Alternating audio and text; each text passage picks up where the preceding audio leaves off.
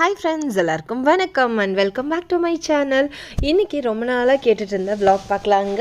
இன்றைக்கி வந்து டியூஸ்டே அன்றைக்கி எடுத்த விலாக் வந்து ஷேர் பண்ணியிருக்கேன். மார்னிங் எழுந்திரிச்சோன்னே ஆஸ் யூஷுவல் வந்துட்டு குளித்து ரெடி ஆகிட்டு வந்து துளசி அம்மாளுக்கு வந்து கோலம் போட ஸ்டார்ட் பண்ணியாச்சுங்க. நிறைய சிஸ்டர்ஸ்க்கு வந்து நிறைய டவுட்ஸ் இருக்குது நம்மளோட பிரம்ம முகூர்த்த பூஜையை பொறுத்து. நான் வந்து என்ன சொல்லுவேன்னா, பிரம்ம முகூர்த்த பூஜைங்கிறது உங்களுக்காக நீங்கள் செய்ய ஸ்டார்ட் பண்ணுங்கள். ஏர்லி மார்னிங் எந்திரிச்சிட்டு குளிச்சுட்டு ஒரு தீபம் போடுங்க. அதுதான் வந்து பிரம்ம முகூர்த்த பூஜை. அதில் வந்து நம்மளோட வேண்டுதலுக்கு தகுந்த மாதிரி வந்து தீபங்கள் வந்து எண்ணிக்கைகள் வந்து மாறுது. நான் வந்து கொஞ்ச நாள் வந்துட்டு எப்படி இதை வந்து ஸ்டார்ட் பண்ண வந்து தொடங்குனேன்னு பார்த்துட்டிங்கன்னா, ஃபஸ்ட்டு வந்து எனக்கு ஒரு சிஸ்டர் வந்து சொன்னாங்க, இந்த மாதிரி நீ ஏர்லி மார்னிங் வந்து எந்திரிக்கிறப்போ யூனிவர்ஸ் வந்து அப்படியே அமைதியாக இருக்கும். உன்னோட தாட்ஸுமே வந்து உன்னோட லைஃப்க்கு என்ன தேவையோ அதை பற்றின சிந்தனைகளை வந்து நம்ம யோசிச்சுக்கிட்டே இருக்கப்போ அதை வந்து யூனிவர்ஸ் கேட்க தொடங்கும் அப்படின்னு சொன்னாங்க. நான் அதை எந்த அளவுக்கு நம்பினேன்னு பார்த்தீங்கன்னா, அவங்க ஏதோ சொல்கிறாங்க, சரி பார்ப்போம், செஞ்சு தான் பார்ப்போமே அப்படின்னு நமக்குள்ளே ஒரு தாட் வரும் இல்லைங்களா? அந்த மாதிரி தான் வந்து நான் என்னோட பிரம்ம முகூர்த்த பூஜையை வந்து ஸ்டார்ட் பண்ணேன். பட் நான் ஸ்டார்ட் பண்ணதுக்கப்புறம் நான் டச் பண்ண எல்லா விஷயமுமே எனக்கு வந்து செம்ம பாசிட்டிவான ஒரு விஷயமாக ஒரு வேவாகவே தொடங்குச்சுங்க. இதே வீடியோஸை நீங்கள் ஒரு 1 இயர்க்கு முன்னாடி என்னோடய சேனலில் போய் பார்த்தீங்கன்னா கண்டிப்பாக பிரம்ம முகூர்த்த பூஜை இருக்காது. ஏன்னா நான் வந்து தொடங்கி ஒரு 1.5 இயர்ஸ் தான் ஆயிருக்கு. எப்படி வந்து நான் இதை ஸ்டார்ட் பண்ணேன்னா, எனக்கு ஜாபோட கெரியர்லேருந்து நான் வந்து வித்ட்ரா பண்ணி வீட்டில் இருந்துட்டு இருந்தேன்.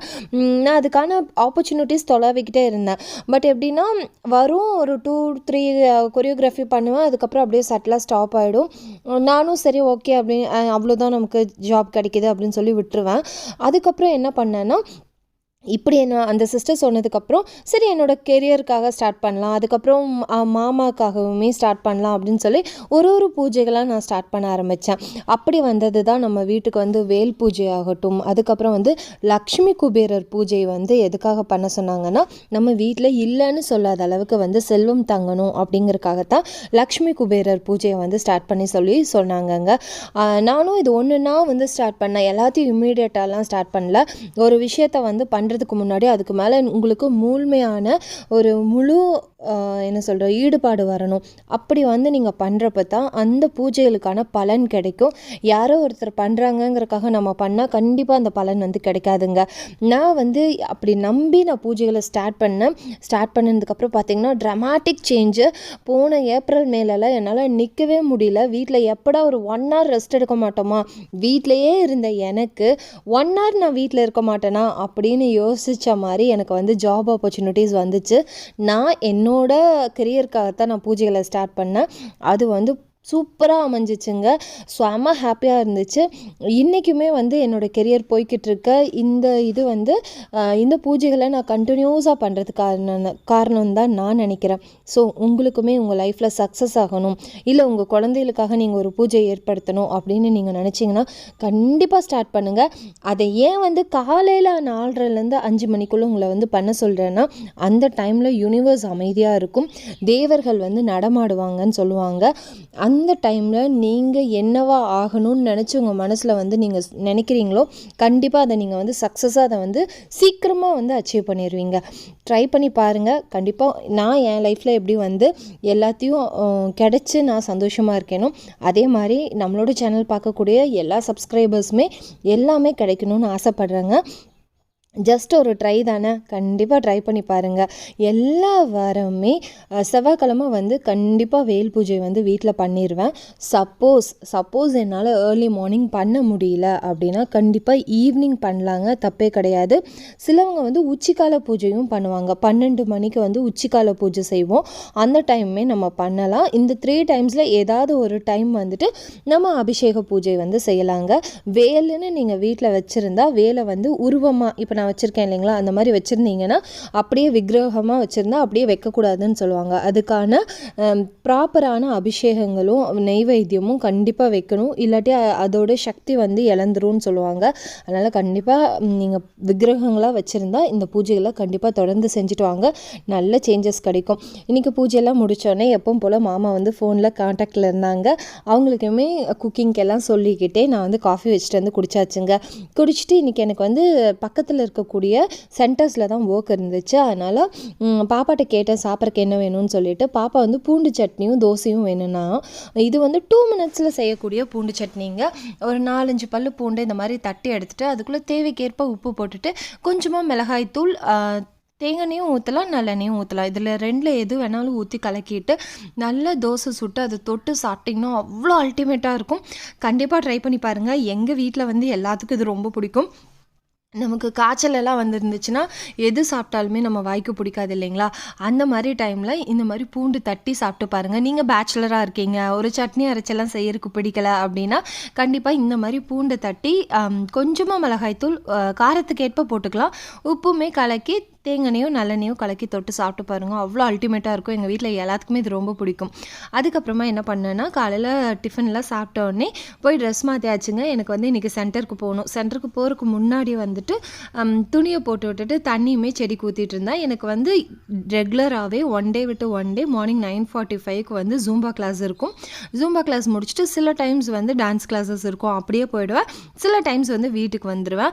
இன்றைக்கி வந்து எனக்கு ஆரி கிளாஸ் மட்டும்தான் இருந்துச்சு. ஜூம்பா கிளாஸ் வந்து லீவில் இருந்தாங்க. அதனால் ஆரி கிளாஸ்க்கு போகணும்னு சொல்லிட்டு சுடிதார் மாற்றிட்டேங்க. மாற்றிட்டு செடிகளுக்கெல்லாம் இன்டோர் பிளான்ஸ் அவுட்டோர் பிளான்ஸ்க்கெல்லாம் 2 டைம்ஸ் தண்ணி ஊற்றிட்டுருக்கேன். இந்த சீசனுக்கு வந்து செடி அப்படியே ரொம்ப சுருண்டு போயிருந்துங்க. அதுக்கப்புறமா பேக்குமே எடுத்துகிட்டு கிளம்பியாச்சு. போனதுக்கப்புறமா போயிட்டு அங்கே கிளாஸ் எல்லாம் முடிச்சுட்டு வந்துட்டேங்க. வந்தோடனே ஃபஸ்ட்டு துணியை வந்து எடுத்துகிட்டு வந்து மிஷின்லேருந்து எடுத்துகிட்டு வந்து காய போட்டுட்ருக்கேன். நிறைய பேர் கேட்டிருந்தீங்க, ஆரி கிளாஸ் ஸ்டூடெண்ட்ஸ் எப்படி எல்லாம் வந்து ஆரி ஒர்க் போட்டிருக்காங்க அப்படின்னு சொல்லி காட்டுங்கன்னு சொல்லிட்டு. அவங்களோட ப்ராக்டிஸிங் செக்ஷன் வந்து முடிஞ்சிருச்சுங்க. இனிமேல் தான் ப்ளவுஸ் ஸ்டார்ட் பண்ணுவாங்க. கண்டிப்பாக அவங்க ஸ்டார்ட் பண்ணோன்னே நான் காட்டுறேன். அதே மாதிரி உங்களுக்குமே கிளாஸஸ் எல்லாம் கற்றுக்கணுன்னு ஆசையாக இருந்துச்சுன்னா கண்டிப்பாக சொல்லுங்கள். எனக்கு முடிஞ்சதை வந்து நான் வந்து சின்ன சின்ன ஷார்ட்ஸாக கூட உங்களுக்கு சொல்லித்தரேன். அதுக்கப்புறமா துணி காய போட்டு கீழே வந்து மத்தியானம் லஞ்ச் பார்த்துட்டிங்கன்னா எப்பவும் போல் ஒரே ஒரு தக்காளி 2 வரமிளகாய் கிள்ளி போட்டு அப்படியே வந்து சாப்பாட்டுக்குள்ளேயே போட்டு வேக வச்சுட்டேங்க. தாளிக்க கூட கிடையாது, எண்ணெய் ஊற்றியெல்லாம் வறுக்கவெல்லாம் இல்லை. 2 தக்காளி, கொஞ்சமாக மஞ்சத்தூள், கொஞ்சமாக சாம்பார் தூள், அதுக்கப்புறம் 2 வரமிளகாய், கொஞ்சம் கருகாப்பில், இது எல்லாத்தையும் ஒட்டுக்காவே அரிசிக்குள்ளேயே போட்டு அப்படியே விசில் விட்டு எடுத்துட்டு பாப்பா கலவை உப்பு இல்லாமல் எடுத்துருவாங்க. எனக்கு அதுக்கப்புறமா கொஞ்சமாக உப்பு போட்டு கலக்கிப்பேன். எனக்கு அப்படி கலக்கியுமே உப்பு பத்தலைங்கிறதுனால கொஞ்சமாக ஊறுகாய் வச்சுட்டு தயிர் வச்சு சாப்பிட்டோம். தினமுமே நைட்டு வந்து ஒரே ஊற்றி வச்சுருவாங்க. இது என்னோட அப்போ தான் அடுத்த நாள் காலையிலத்துக்கு வந்து பாப்பாவுக்கு வந்து தயிர் சாப்பிட்றதுக்கு இருக்கும். அதனால் எப்போவுமே நைட்டு வந்து ஒரே ஊற்றி வச்சுருவேன். ஒரே ஊற்றி வச்சுட்டு சாப்பிட்டுட்டு கொஞ்சம் நேரம் எல்லாம் ரெஸ்ட் எடுத்துகிட்டு இருந்தோங்க நானும் பாப்பாவும். அப்புறம் ஒரு 3:30 போல் என்ன பண்ணேன்னா வீடெல்லாம் கூட்டி விட்டேன். ஏன்னா எனக்கு திருப்பியுமே 4 o'clock நான் வந்து 4:30 போல் கிளம்பிடுவேன் டான்ஸ் கிளாஸ்க்கு. அதனால் ஒரு 3:30 போல் எழுந்திரிச்சு வீடெல்லாம் கூட்டி விட்டுட்டு இருந்தேன். மேடம்க்கு வந்து இப்போ வந்து கிரேவிங்ஸ் அதிகமாகிடுச்சுன்னு நினைக்கிறேன். அவள் என்ன சொல்கிறாளோ அதுதான் செஞ்சு கொடுத்துட்ருக்கேன்னு சொன்னேன் இல்லைங்களா? அதே மாதிரி இன்றைக்கி வந்து எனக்கு சோள பணியாரம் சுட்டு தரியாமா ப்ளீஸ்மா அப்படின்னு சொல்லி கேட்டிருந்தா. அவளுக்கு அதில் ஸ்வீட்டாக செஞ்சு கொடுத்தா ரொம்ப ரொம்ப பிடிக்குங்க. உங்களுக்கு கண்டிப்பாக வந்துட்டு இந்த ரெசிபி வந்து குழந்தைகளுக்கு செஞ்சு கொடுத்து பாருங்கள். செம்ம டேஸ்ட்டாக இருக்கும். குழந்தைகளுமே ரொம்ப விரும்பி சாப்பிடுவாங்க. வீடெல்லாம் கூட்டி எடுத்தோடனே மத்தியானம் சாப்பிட்ட பாத்திரம் குக்கரெல்லாம் இருந்துச்சு. சரி ஃபஸ்ட்டு அதை கழுகி எடுத்துடலான்னு கழுகி எடுத்துட்டாங்க. அதுக்கப்புறமா ஒரு மிக்ஸி ஜாரில் 2 பனானா எடுத்துக்கோங்க. நல்லா கனிஞ்ச பனானாவை எடுத்துக்கோங்க. அதுக்கப்புறமா 1 கப் அளவுக்கு சோள மாவு, நமக்கு கடையில் கிடைக்கிறது வாங்கினாலும் சரி, இல்லை நம்ம வீட்லேயே அரைச்ச சோள மாவு எடுத்துக்கலாம். அதுக்கப்புறம் 1/2 கப் அளவுக்கு வந்துட்டு அரிசி மாவு, தென் 3/4 கப்பு வந்து நாட்டு சக்கரை. இது கூடவே வந்து 2 ஏலக்காய் ஆட் பண்ணியிருந்தேன். அது வந்து வீடியோ எடுக்க மறந்துட்டேன். இதுக்குள்ளே கொஞ்சமாக தண்ணி ஊற்றி இந்த மாதிரி தோசை மாவு பதத்துக்கு அரைச்சி எடுத்துகிட்டு அதை வந்து நம்மளோட பணியார பாத்திரத்தில் கொஞ்சமாக நெய் ஊற்றிட்டு இந்த மாவு வந்து ஊற்றிக்கலாங்க. இது அரைக்கிறப்ப கொஞ்சம் கெட்டியாக இருக்கும். நம்ம வந்து தேவைக்கேற்ப தண்ணி ஊற்றிக்கலாம். மாவு இந்தளவுக்கு இருந்தால் போதும். நம்ம தோசை மாவெல்லாம் எடுப்போம் இல்லைங்களா, அந்த மாதிரி இருக்கணும். அதுக்கப்புறமா கொஞ்சம் கொஞ்சமாக ஊற்றிட்டு மூடி வச்சுருங்க. நல்லா வெந்து கிறிஸ்பியாக இருக்கும். நம்ம அதுக்கு தான் அரிசி மாவு சேர்த்துறோம். சோளம் ஆல்ரெடி நல்லா கிறிஸ்பினஸ் வரும். இருந்தாலுமே கொஞ்சம் அரிசி மாவு போட்டிங்கன்னா நம்ம நார்மலாக சாப்பிட்ற பணியாரம் மாதிரி செம டேஸ்ட்டாக வரும். இதை கண்டிப்பாக எல்லாருமே ட்ரை பண்ணி பார்த்துட்டு எப்படி இருந்துச்சுன்னு சொல்லுங்கள். பாப்பாவுக்கு இதை எடுத்து கொடுத்துட்டு அதுக்கப்புறமா நானுமே கிளம்பி டான்ஸ் கிளாஸுமே போயாச்சுங்க.